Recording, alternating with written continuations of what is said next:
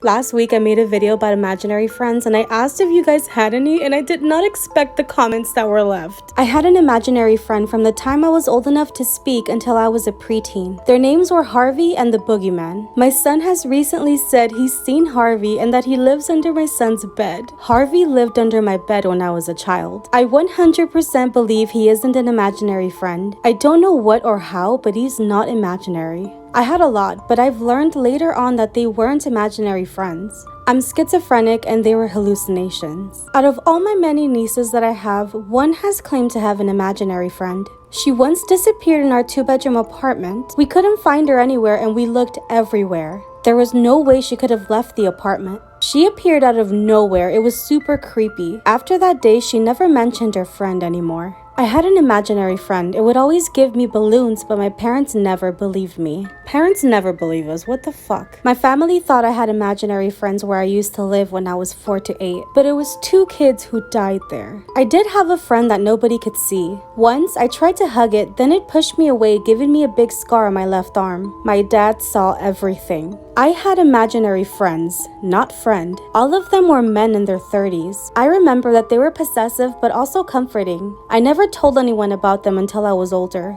Also, there were multiple men. I think about 11 or 12, and every few days they would change. I still have an imaginary friend. I can't see her physically, but I can always hear her in the back of my head.